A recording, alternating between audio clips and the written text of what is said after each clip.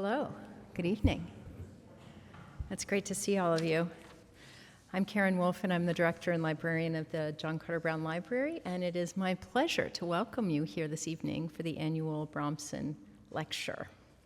So my colleague, Jose Montelongo, will introduce this year's speaker, Chris Lane, in just a moment, but first I wanted to share a few comments about Maury Bromsen, for whom this annual lecture is named.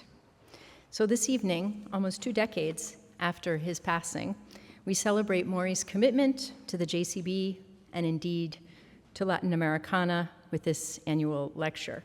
Maury Bromsen was a book dealer, a collector, and a lover and scholar of Latin American books.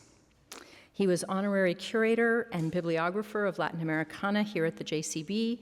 In the late 1990s, he donated to the library a really remarkable collection of books and manuscripts, as well as a collection of materials associated with Simón Bolívar.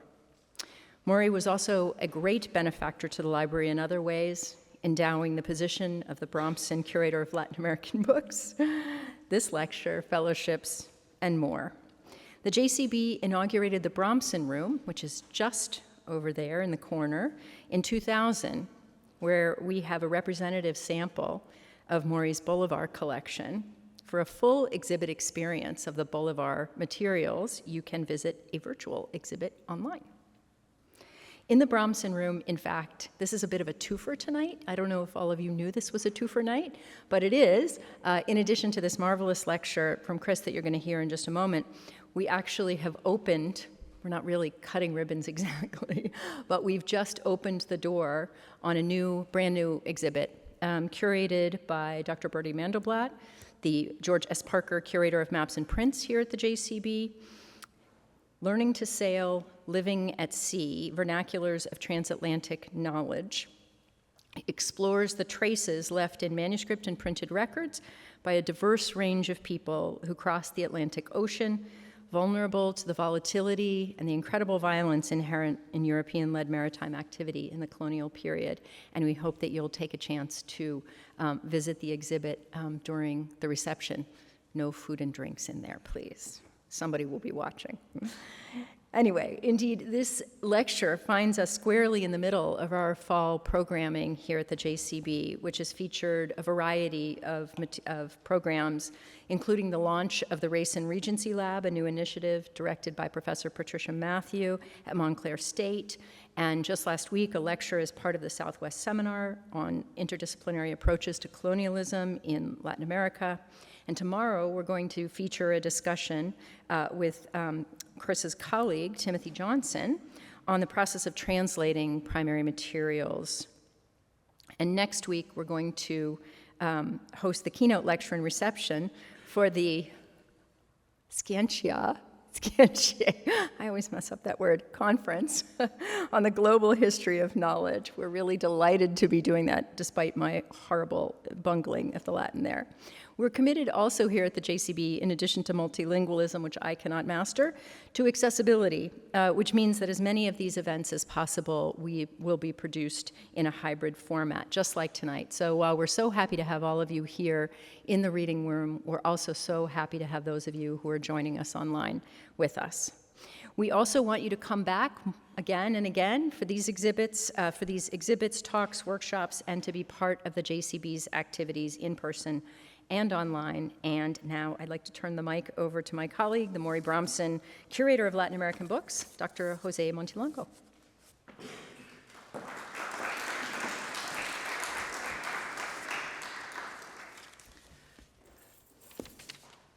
Thank you, Karen.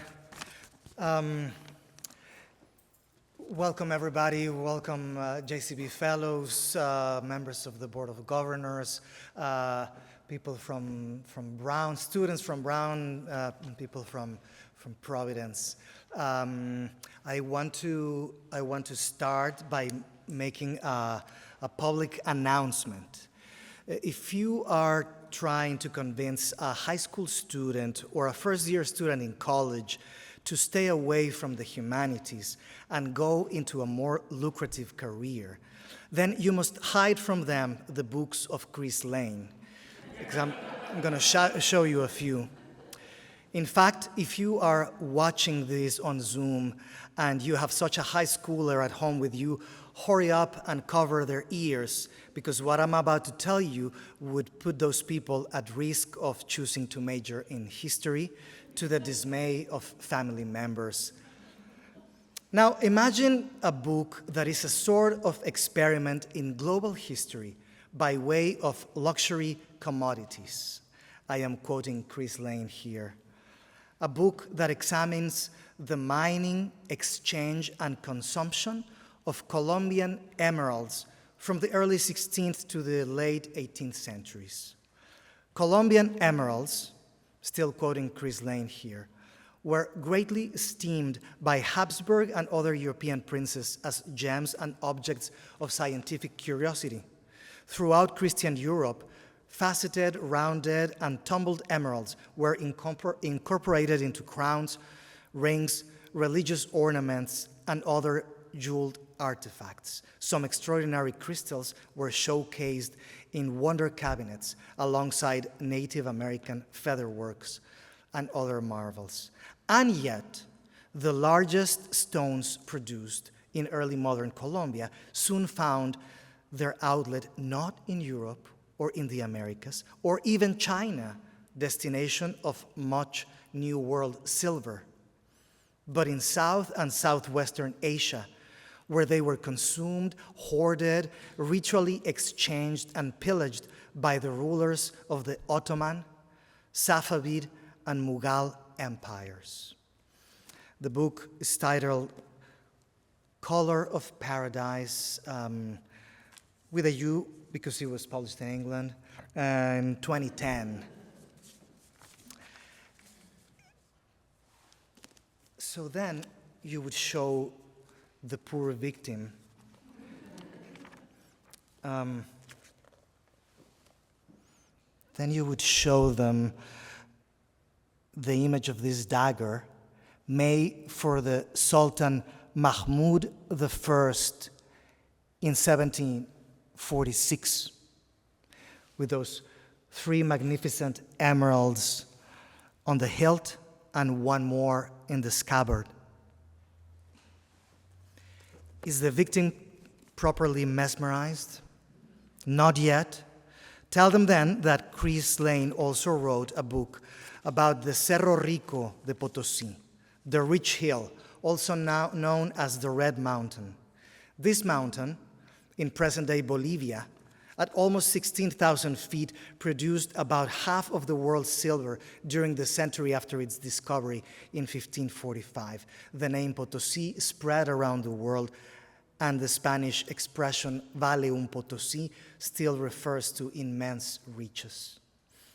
Potosí, and I'm quoting Chris Lane again, has always been a site of struggle and innovation, a dense concentration of predictable losses and unpredictable successes, an indigenous space and also a complex African and European one, a woman-centered world in spite of men's best efforts.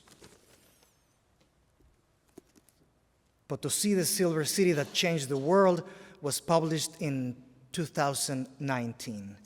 Now, Chris, let me peek into the mind of a historian for a second. You must have thought, I've got the emeralds, I've got the silver.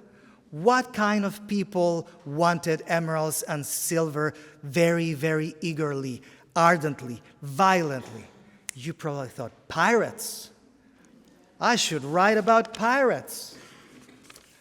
Sorry to disappoint you guys, but Chris did write a book about pirates. He did it, but since history is not linear, he did it before the emeralds and the silver. Back in 1998, there is an augmented, improved edition from the year 2016, Pillaging the Empire. I'm close to the end here. He also published in 2002 a fascinating book titled Quito in 1599, back when he was professor in the Department of History at the College of William and Mary. In this book,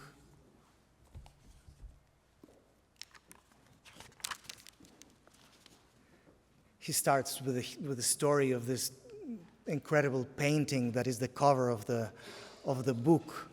In this book, he tells overlapping stories of civil disturbance, shipwrecks, indigenous uprising, pirate attacks, maroon intransigence, urban decadence, failed missionary endeavors, and sharp economic reorientations.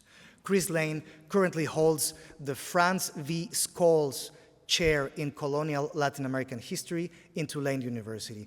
He is the author of Pandemic in Potosí, Fear, Loathing, and Public Piety in a Colonial Mining Metropolis from 2021, a book that offers an introduction to a deadly Pan-Andean disease that swept from Buenos Aires to Lima between the years 1717 and 1792. He will tell us about his new project in today's lecture. Welcome, Chris, and thank you for being with us tonight. This evening.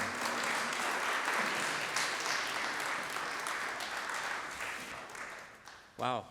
Thank you, Jose. Thank you, Karen. Thanks for the generous invitation and for that really literary introduction. I hope I can live up to it. It's really great to be back here. Thank you all for coming out. I was a fellow here in 2006, and I think, if I'm not mistaken, that same log was in the fireplace. Not sure, but I think so. But the place has otherwise been transformed, thanks in part to Karen's efforts to really open it up, make it a more welcoming place, and to have sun streaming in the evening at a talk. It's unbelievable.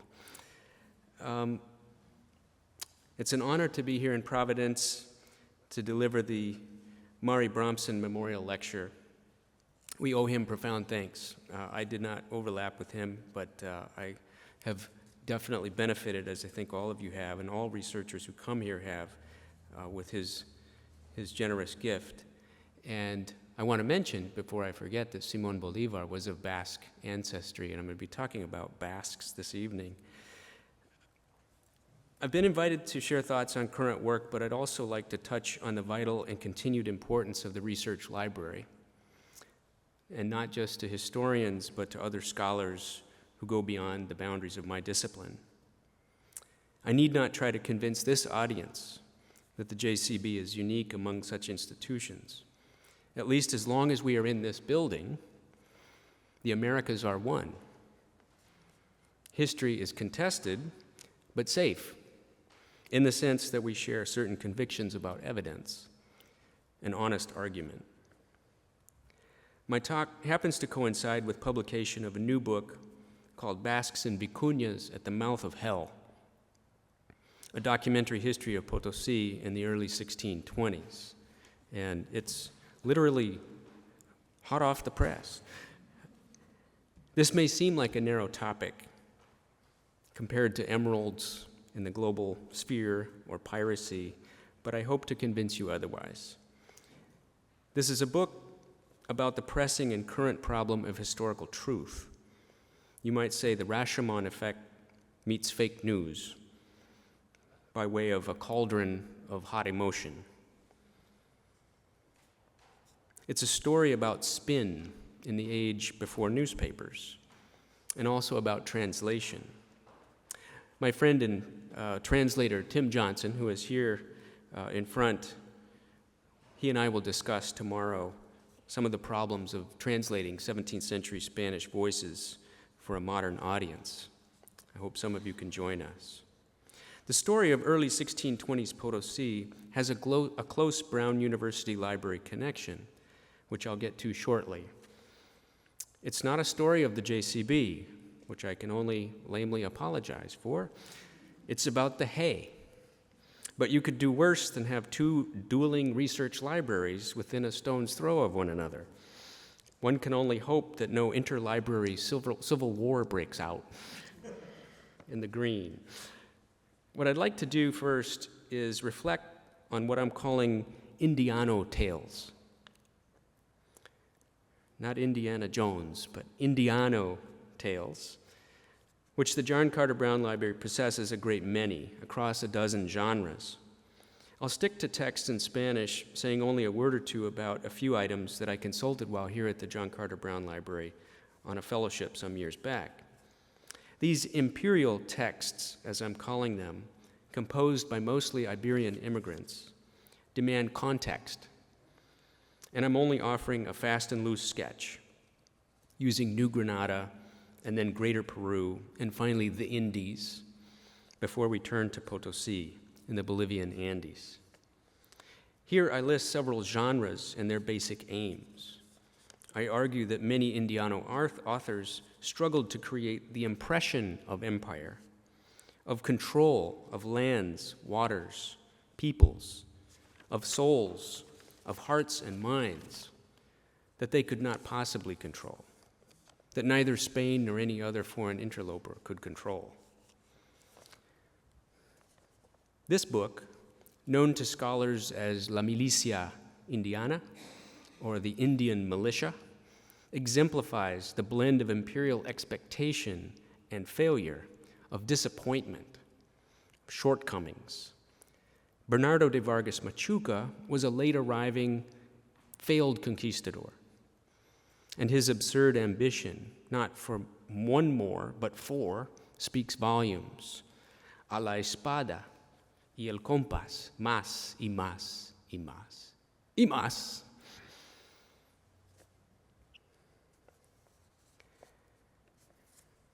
Vargas Machuca was an Indiano with a tale to tell, or rather, several tales to tell. He saw himself as the model paramilitary captain, leader of the inevitable counterinsurgency, a colonial cleanup artist. And yet he could only imagine doing this by learning day to day from the so-called Indians, they who actually knew how to set traps for men like him, how to cure snake bites, how to march for days through the jungle without so much as a wad of coca in their mouths. The Indian militia turns out to be, unexpectedly, very much an indigenous story. There were other ways to make grand imperial claims despite living in a mountain fastness, a semi-Hispanic enclave surrounded by unconquered peoples. And this was the typical Spanish experience in the Americas: Bogota, Quito, Mexico City, Guatemala, Antigua. Juan de Castellanos played the role of Indiano epic poet from such a mountain fastness. His work was intended to memorialize past heroes, but also to spur his seemingly less devoted followers and peers to finish the job of conquest. This was aspirational writing. Castellanos was a cleric, and he would soon be followed by hagiographers who would chronicle the so-called spiritual conquest, a term that came into vogue in the early 17th century, populating the Indies, west and east, with martyrs and saints. Conquest was always unfinished business and bloody, rife with sacrifice. Another cleric historian was Fray Pedro Simón, who followed Castellanos and Vargas Machuca, also based in New Granada, today's Colombia, and whose Noticias Historiales used the idea of historical news or tidings from the vastness of New Granada to repackage conquest as divine revelation. That is, the unfolding of human history in the Americas revealed divine will. God willed the Spanish Empire this burden. The imperial narrative grandstanding, with its preacherly asides and admonishments, was then joined by the codification of colonial law, the laws of the Indies. Here, the Indiano Juan de Solórzano Pereira sought to corral a chaotic mess of legislation and decrees in order to rationally rule this vast early American space that the Habsburg monarchs of Spain so presumptuously claimed. Again, we see the illusion of control, of conquest completion, As James Muldoon, long a JCB fixture, many of you will remember James, he explained that Solórzano's Politica Indiana was a medieval imperial dream to be realized, a creation as fantastic as this frontispiece. What came next were Creole counterpoints, but for now we'll stick to Indiano tales from a different space, the Cerro Rico and imperial villa of Potosi in today's Bolivia. Perched in the Andes at over 13,000 feet above sea level and almost equidistant from Lima and Buenos Aires, Potosi was a truly cosmopolitan city by the turn of the 17th century.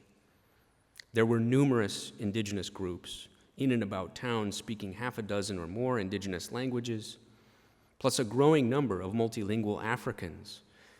As you can see from this image from notary records, many of them bearing their country marks as well as European brands. Europeans came from all over. We have reference of 3 young men from Bergen, Norway, arriving in Potosi in 1610. What were they doing? We have no idea. Looking for silver, I presume. Potosi's population swelled to well over 100,000 by 1600, and as many as 150,000, we think, by 1640. The silver mines and associated mills were dependent on an extensive labor draft known as the mita, or turn in Quechua. And that mita encompassed these districts that you see in the map on the left, almost to Cusco in the north, into northern Argentina in the south, indigenous people drafted to work in the mines and mills.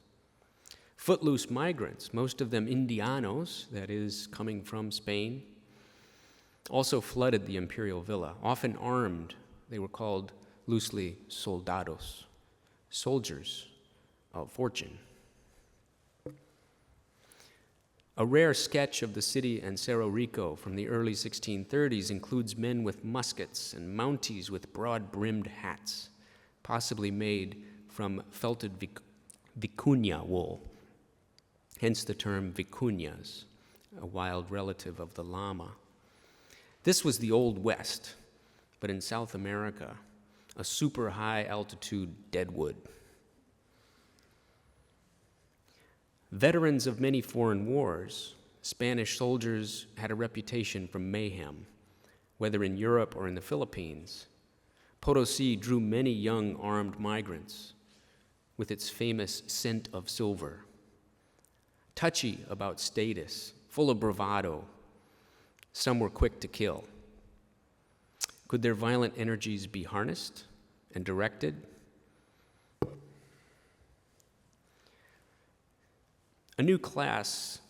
Potosi's extraordinary wealth drew in a constant stream of Iberians, from Portuguese and Galicians to Extremadurans and Andalusians. La Mancha and Old Castile were also well represented, as was the Basque Country. Mountaineers, or montañeses, hailed from Cantabria and Asturias. Fewer migrants came from the Kingdom of Aragon, although we find some notable Catalans involved in the dispute. A new class of elites had emerged in boomtown Potosi, the Mercury men, or azogueros, from the Spanish term azogue, an old term derived from the Arabic for mercury, al-azuk. Some were descendants of conquistadors, but most were recent migrants from Spain, and Basques were very well represented among the azogueros. Nearly all the Mercury men were deeply in debt, in fact, drowning in it when all hell broke loose. The great machine of Potosi, as it was described by visitors, La Máquina, relied on a vast hinterland for everything from food to fuel, mercury, all the reagents, everything that could be eaten or drunk, the wine. The Spanish Empire or Hispanic monarchy relied on the proper functioning of this great machine. And so we have a lot of correspondence between local officials and the crown, Potosi is the jewel of the empire, and therefore very closely connected despite the great distances. The footloose soldiers then were a wild card, a potential monkey wrench in the great machine that might jam the wheels. The beating heart of Potosi was made up of 100 or so ingenios, or engines, to crush silver ore. This one was designed by a major Basque industrialist named Sancho de Madariaga, and I used a verbal description that he left behind and then drew a sketch and sent to a professional artist to try to render all of these things that we were reading about and trying to imagine. Madariaga would play a role in the 1620s Civil War, and soldado attacks on his ingenio were a serious problem with sabotage. This is what it was all about. Basque merchants and moneylenders were also prominent, among them Lorenzo de Ariola, who drowned with these silver bars and coins in a 1622 shipwreck off the coast of Florida in a hurricane. The flow of Potosi silver to Spain was vital to empire, as was the flow of silver to Manila to defend and to trade with China. The Basque Vicuña conflict broke out in June 1622 as the Cerro Rico's mines dove deep, indigenous worker numbers dropped, and the overall cost of production rose. It was a crisis. Prospectors scoured the hinterland for new Potosis, one of which appeared at Oruro. Here's a quick chronology of the so-called Basque Vicuña War. I won't dwell on any details, just to say that things had been brewing for some time, and the spark is lit, or the fire is lit on 8 June 1622 with a particular murder of a Basque tough named San Juan de Urbieta. And this leads to street fighting, mutual ambushes, attacks, burning of houses, all sorts of violent things going on, and finally the attack on the corregidor, or the governor's house, which leads to a whole new problem, and the mustering of a militia, a new corregidor, a new governor. All of this is finally stopped by a viceregal amnesty. The viceroy decides to just put a lid on it rather than allowing for people to litigate. And then Potosi is hit with a flood right after the violence stops and the rumbling continues.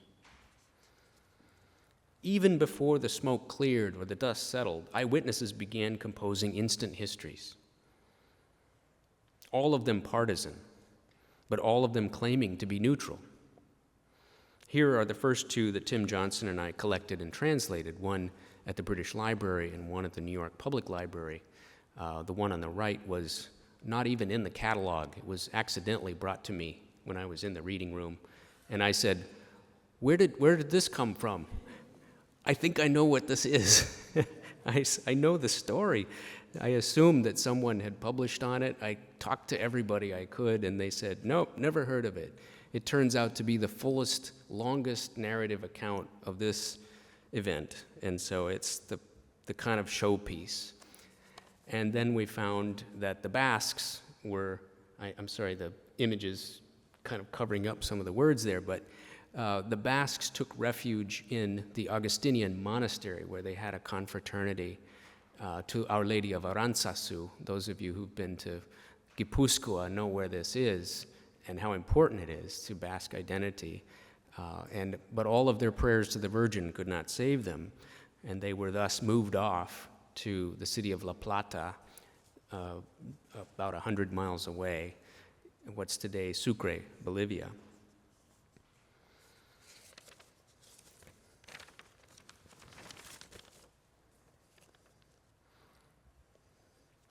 The Basques composed their own instant histories, mostly in the form of long letters sent home to Vizcaya and Gipuzkoa. They went over the head of the viceroy because they could see he wasn't going to help them. And we included a number of these accounts that we found in Basque archives and also in Madrid, which offer quite distinct points of view. It so happened that Potosi's Basque-Vicuña War broke out at the start of King Philip IV's reign. He was still a youth. He'd only come into power in 1622, 1621, 1622. His prime minister, or valido, soon to hold the title Count Duke of Olivares, was intolerant of nationalism, these factions among Spanish nations or ethnic groups, as he had experienced it firsthand while a graduate student at the University of Salamanca. He all but ignored the Basque pleas for assistance. Meanwhile, Peru's Viceroy Guadalcázar ordered creation of a citizen militia to keep peace in Potosi, and the muster roll survives in the Potosi Municipal Archives. We offer snippets of the muster roll in our account since the militia was seen as highly controversial, both because of its cost and because its formation suggested that the imperial villa was not imperial at all. It was a hotbed of anti-imperial sedition. What makes the muster roll so vital to us is its physical descriptions of hapless musketeers, the people who got drafted to serve. Among them was a lone Irishman, plus a few Basques who weren't supposed to serve. The Irishman just wasn't supposed to be there. They described him as small, bald, and red-haired, with a pointy chin. The militia proved worthless, only seeming to provoke Vicuña aggression, and thus it was unceremoniously disbanded. After a few more skirmishes and rural ambushes, the whole conflict ended with the 1625 viceregal amnesty, which satisfied no one, and festering tensions would enable new kinds of troubles, including the great Potosi mint fraud, which I'm now writing about. The competing narratives and other evidence all put the historian on the defensive, trying to explain. Bolivian historians Gunnar Mendoza and Alberto Crespo tried to disentangle this story back in the 1950s, and they came to very different conclusions.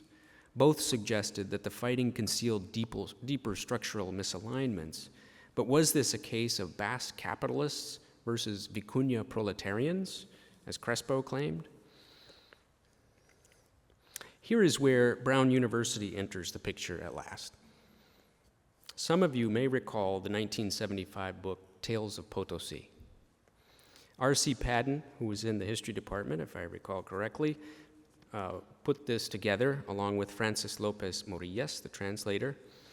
But Padden was drawing from the great big book of Potosi that had frustrated Alberto Crespo and fascinated Gunnar Mendoza, along with his friend Louis Hankey, the wide-ranging US-based Latin Americanist.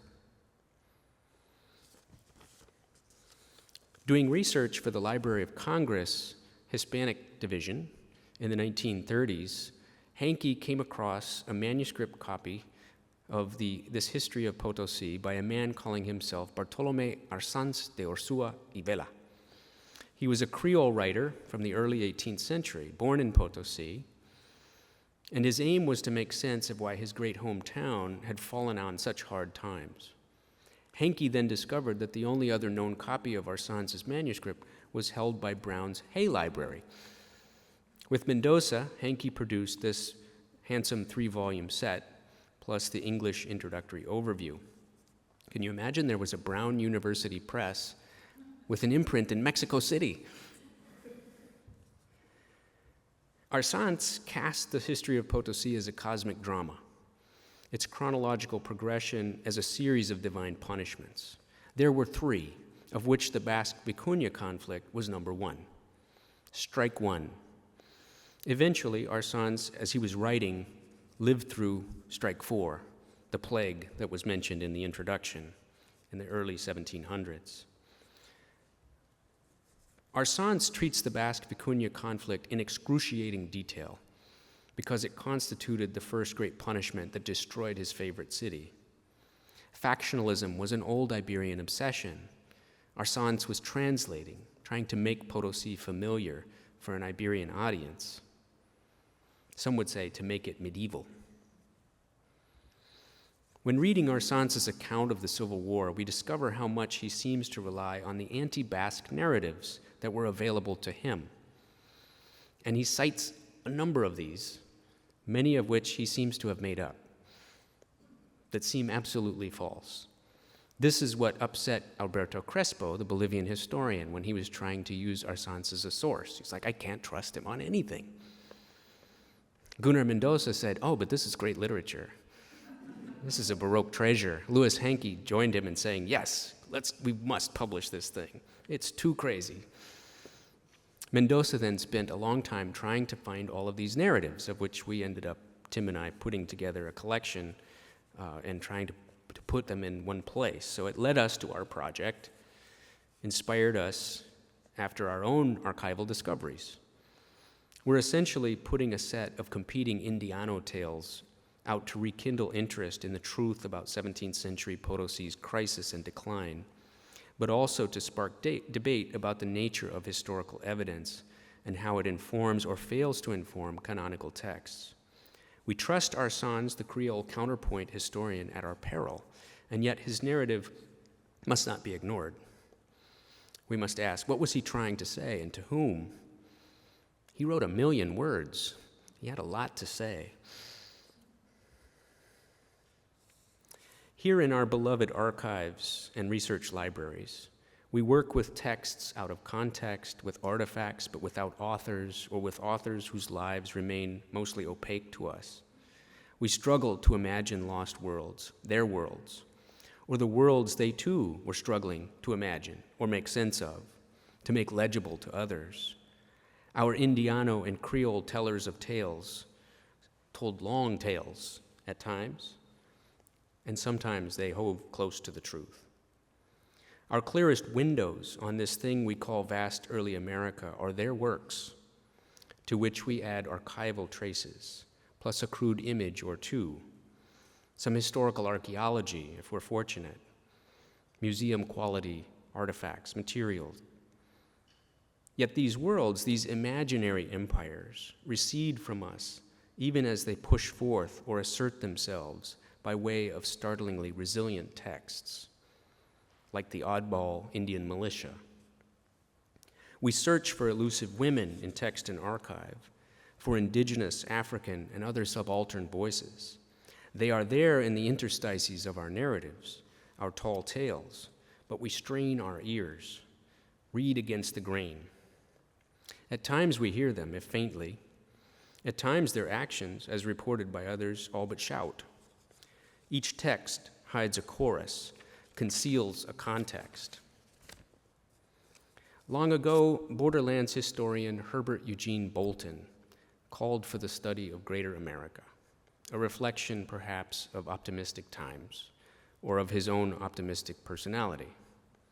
That project has been slow to catch on and easy to criticize. But whatever you may think of Bolton, I can safely say that inasmuch as the Inter-American Project has succeeded, it has been thanks in no small part to the visionary leadership that has shaped and continues to shape the John Carter Brown Library. Vast early America is but another incarnation of this hemispheric hope, the hope for mutual understanding. Thank you.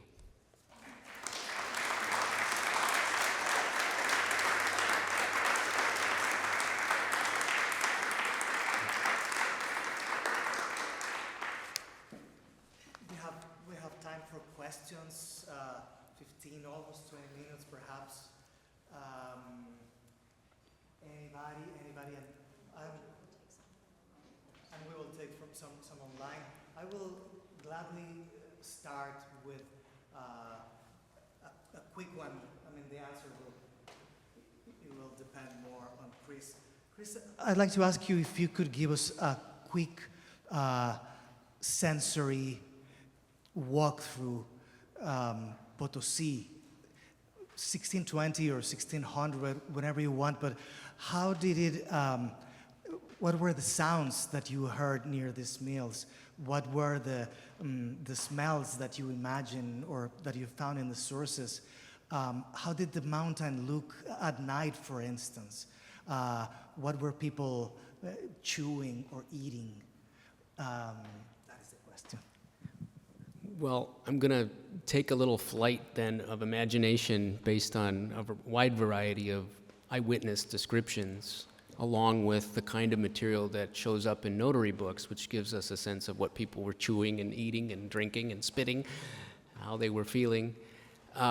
Potosi was potentially the first industrial extractive site of scale on Earth. That is, there were places in Europe, places in China, probably some in South Asia where extraction of minerals was being done on a significant scale, but nothing like Potosi. Everyone who visited, who'd been to someplace else, said, this is unique. First of all, I can't breathe because I'm so far above sea level. They didn't know exactly what was going on, but they knew that they weren't feeling well.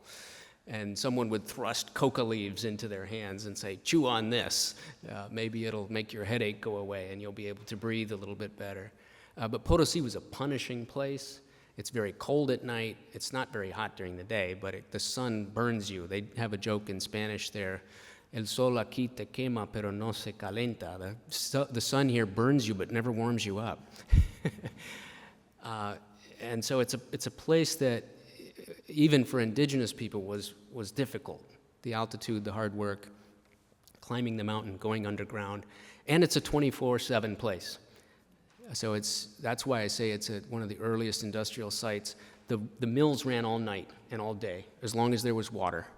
And water was collected in a series of significantly distant reservoirs with a canal business connecting them to the city to supply power for these mills. And so the whole thing was described as a machine in part like that because it was like, oh, it's always smoky. It's always dusty. It's always loud. It's loud all night long. And the rhythm of the place was distinct from everything around. And if you go there even today, it's like it's really in the middle of nowhere. So you cross these high deserts, and then finally you reach this, monstrous red hill that really stood out even then. And so it's distinct from the mining towns of Mexico. It's distinct from the mining towns of other parts of Peru, in that the Cerro Rico took on a kind of truly iconic, we throw that word around a lot, iconic, but I think in this case it really works. The shape of the mountain, the city at its base, it was a sight to behold. Everybody described it as stunning and punishing. Yes, please. I remember reading about, actually it was a graduate student at Tulane, or a PhD at Tulane, David Dressing, who did his dissertation on Potosi, and I can remember him talking a little bit about the Corral de Comedias, the theater, the public theater. Right. And I was wondering if, unfortunately, I don't think he ever published his dissertation on Potosi. But I was wondering if that comes up in the sources that you've published, that you've worked with. Yes, very good question. The Corral de Comedias, basically Shakespeare-era theater, built around 1610, probably earlier, but that was when it was formalized. And David Dressing's dissertation has not been published, but I cite it heavily. It is a fantastic dissertation. He was one of the first people I went to when I found that document in the New York Public Library, as I had just gotten to Tulane, and I said, David, I've got this document, and it's so amazing. I know you must have seen it or heard about it. And he said, no, I don't know anything about it. I was like, well, then include it in your book. So we actually waited, thinking that he was going to incorporate it, but he was very shy about publishing, and unfortunately wasn't able to do that. But the theater district, or the theater scene, shows up in all kinds of disputes, including in these ones, where it's a place that knife fights break out, and it's also a place for feminine display of wealth in the form of servants and attire and everything else. And it's a semi-secular, semi-religious kind of place too. So not all the theater is strictly fun and games, but Lope de Vega is in the air. Thank you. I have a question here from the remote audience. The first one is from Marcos Hildemaro Alarcón Olivos, and he asks the following. How did Spaniards understood civil war back then? The term was widely used in the 5030s and 5040s to describe the conflict between Pizarro and Almagro supporters. What was its meaning in Upper Peru in the 1620s, in the middle of this conflict? Excellent question, thank you. Civil war, guerra civil, is in our minds connected to strife within a nation state split into two polarized halves. But in this period, it had a less specific meaning, and I would say an elastic meaning. In the first instance, it was factional disputes between families, Hatfields and McCoys. Or for those of you movie buffs, the Rojas and the Baxters in The Good, the Bad, and the Ugly. That's a kind of civil war that was familiar to Spanish readers and Italian readers. They would expect their Ghibellines and I'm forgetting the others, Guelphs, the Guelphs and Ghibellines. And in the case of Spain, there were multiple versions of this in Granada and other cities. And early visitors to Potosi in the early 17th century, in the 1620s, would say, well, there's that kind of civil war there already. That is, there are these factions, family factions. But what happens with the Basques and Vicuñas is a broader conflict that pits essentially an ethnic minority that speaks its own language, the Basque minority, against virtually everybody else.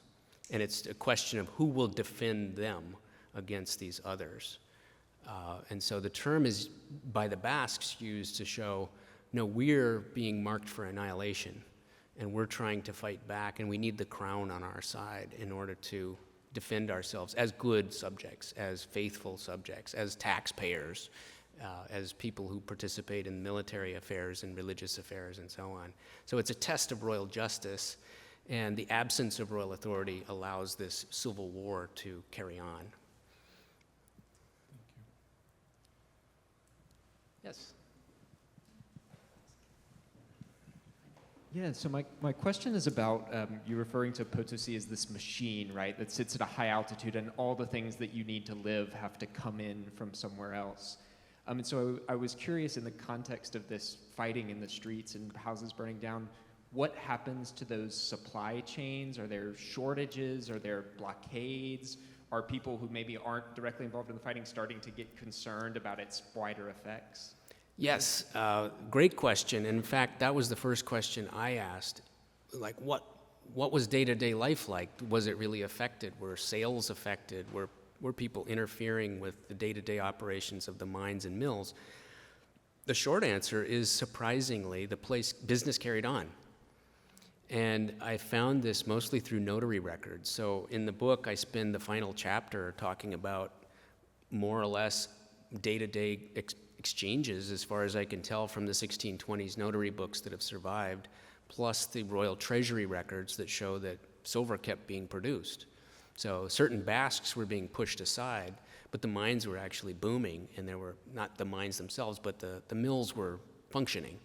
And so it doesn't cause a crisis. It causes a crisis in the mint.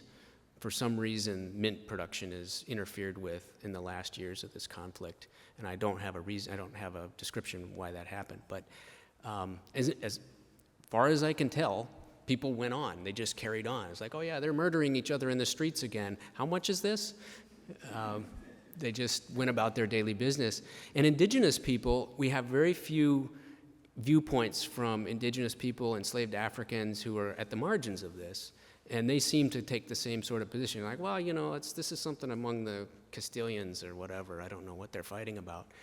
And we just have to go on with our daily lives. And so surprisingly, it seems not to upset the apple cart. The flood in 1626 does.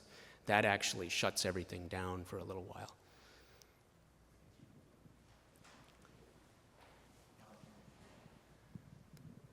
Thank you. It's a fascinating presentation. I look forward to reading the book. Who were the miners? I mean, who's sort of going down into the mine? Are these locals? Are these imported laborers? Mix? Yes, very few Spaniards, very few people from the peninsula other than what are called mineros. And the mineros are, in fact, overseers of the mines. Some of them had gained experience as prospectors. Some of them were able administrators, but they were working for higher-ups. The azogueros, typically, the men who owned the mills, would have a minero on staff, or 2 or 3. And then the work itself would be done almost entirely by a mix of free and drafted indigenous workers, Andeans speaking Quechua, Aymara, or both. And they were drafted from this great hinterland. But some also stayed. And so when I say there's a blend of free and forced labor, it's by this time close to 50-50, where you have Mita workers doing the carrying of the heavy ore out of the mine, but the men who are at the face cutting into the wall with iron and steel tools, those are mostly skilled paid laborers because they knew how to pursue veins more with better luck. They knew what to look for. And so there's a mix of skilled and you could say unskilled or semi-skilled work, but almost all of it indigenous.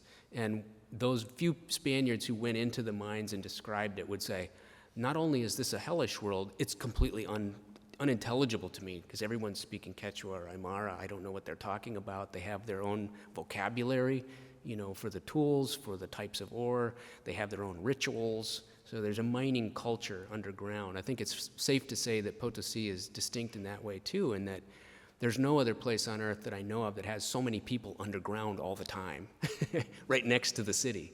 So there's this anthill with thousands, literally thousands of people underground, and they're also working through the night. They work shifts, day and night, and there's nothing quite like that. But it's punishing labor, no doubt.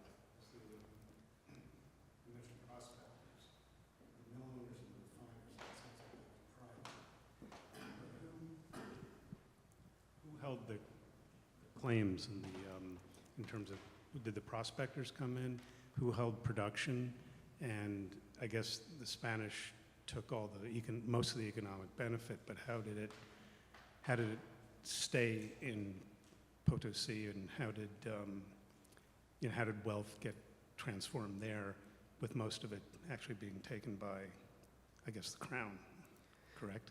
Right, yeah, so you have, it's a complex question because the crown theoretically owned all subsoil wealth, like most modern nation states make a similar claim that the state, that's the domain of the state. And then someone who wants to prospect for it can make a claim if they can prove that they have encountered something valuable underground. But then the limits would be on how many yards or what space, how would that be carved up for you. And Spanish mining law develops very quickly. Spanish Indies, in fact, Solórzano Pereira devotes a whole lot of time and space to this because it's an important thing, and there's a ton of litigation. Who owns a claim? How many claims can you have? If it's not active, do you lose it? How many workers do you need to keep it? So indigenous people, enslaved Africans, free people of color can make claims, and they often do, but they can't hang on to them because they don't have access to enough labor to keep the claim. And so they sometimes will make the claim and then sell out to somebody else, usually a Spaniard, who then would try to pass it down through the family. The money that would be made would accrue to the mine owner, the mill owner, and a fifth, 20%, would go to the crown, at least in theory. And the crown also supplied subsidized mercury, which enabled the refiners to produce a significant amount of silver that they wouldn't have been able to do without that subsidy. So they get a labor subsidy, the mita, if you're on the list. Like if you're one of the privileged few, you get a labor subsidy, cheap mercury, and potential tax incentives in order to get going. So there's it's a private-public blend in the sense that the crown is very much in the business, but most of the risk, in fact, the lion's share of the risk, is shouldered by local elites. Similar to basically modern times. Very similar. Yes, it looks very familiar. Got the microphone right here. what did you discover about the mystery book at the New York Public Library that they didn't know they had? What was the provenance? Was it part of a particular collection that made sense, or? All we could find out is that it was purchased at auction in London from Quaritch booksellers in 1936. 1936. And so relatively recent. And who bought it and under what circumstances, or who donated it, still is a mystery. And but it was one of those things that probably someone was going to type up that card and they got sick that day and forgot about it, and the book went on the shelf. I don't know, but it's the serendipity of the research library. I'm sure that never happens at the John Carter Brown Library because everything is cataloged. But it was a great surprise. Thank you, everybody, for coming. We can thank Chris and keep asking him questions while letting him sip a little bit of wine together with us. Stay, please, for half an hour, 40 minutes in the library. Thank you for coming. Thank you.